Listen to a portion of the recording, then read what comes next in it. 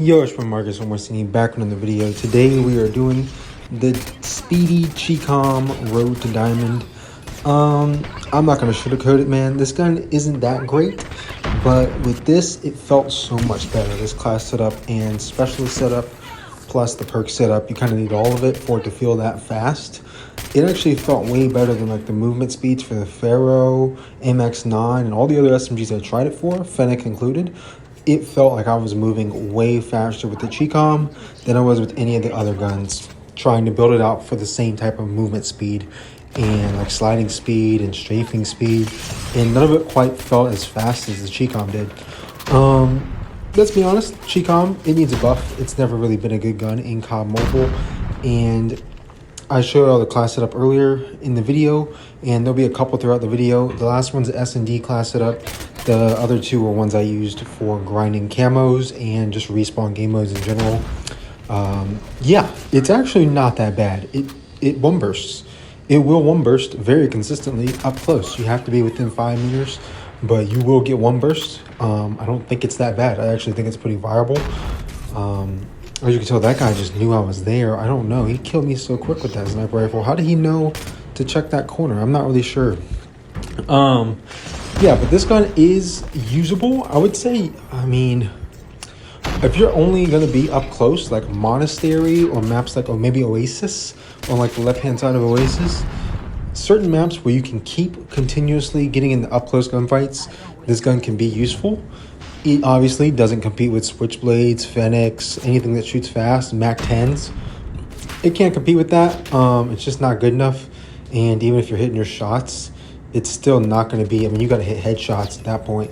Headshots and upper body shots to kind of have that consistency to match that.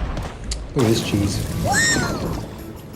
Whoa! That was so cool! Hey, Dad, did you see that? Did you see me? Yeah, I'm so sick of that pay-to-win grenade cheese right there, bro. It kills me all the time. It drives me insane. Anyway, the gun itself, though, like I've been saying, it's usable. I don't think it's as bad as people are saying. It needs a buff. I mean, let's be honest, guys. We've been playing COD Mobile for almost 5 years. This gun's never been close to the meta. I mean, it's really never really been a viable option. I'd say it was at its best in Season 1. Like when the game launched, it might have been at its best then. I remember using this gun a little bit back then. So it definitely needs some adjustments to it. It's very fast. I feel like you can definitely run around, get into a lot of gunfights, just take a lot of gunfights in general with this thing. So I would give it a shot. I was eager to challenge the hell out of that guy. As y'all can tell, I'm the only guy on my team really doing anything right now. So that's why I'm typing, because I was kind of frustrated with nobody helping. And that actually continued throughout this gameplay. I'm not one of those guys who's like, I don't know, I try not to get irritated, but man, I mean, when it hits a point where you have 14 and your next best teammate have, what was that, 6 right there? I have double the kills of my next best teammate. Like, that's kind of insane. I got people dropping zeros, like somebody. I know everybody doesn't care about hitting legendary and ranked right now, because like you're going to hit it anyway. It doesn't really matter. I kind of covered that in my last video, but it's still ridiculous, man. Like, I feel like ranked should have some emphasis on it. And since everybody's hitting ranked you got people hitting ranked legendary in 24 hours. So the next 59 days of the season, they don't have anything to really play for unless they're grinding leaderboards. Which, I mean, to me, I don't really think that's feasible for most people. Like, grinding leaderboards is for literally people who have no time to do work, I guess. I don't really know. Grinding leaderboards is such a time-consuming thing that, like, every time you get on, you have to grind leaderboards. There's nothing else you can do if you want to stay on, like, the top 100. Yeah, 17-6. I'm trying. I'm going to die 6 times in this game and still lose. That's insane. I don't think that should be the case. My teammates should get, like, a life cap.